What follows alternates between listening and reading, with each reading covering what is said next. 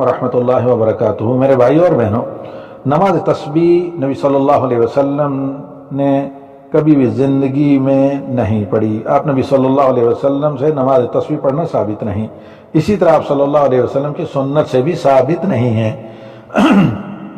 جو روایات ہیں وہ زیادہ تر تابعین کے زمانے کی ہیں، اور کوئی بھی روایت متناً اور سنداً صحیح نہیں۔ مجموعی طور پر بعض علماء نے کہا ہے کہ وہ حسن درجے کو پہنچتی ہیں۔ واللہ اعلم بالصواب۔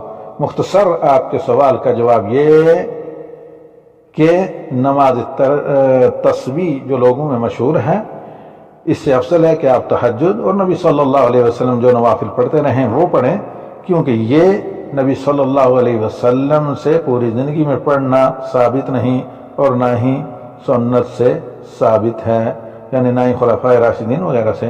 ھذا واللہ اعلم بالصواب۔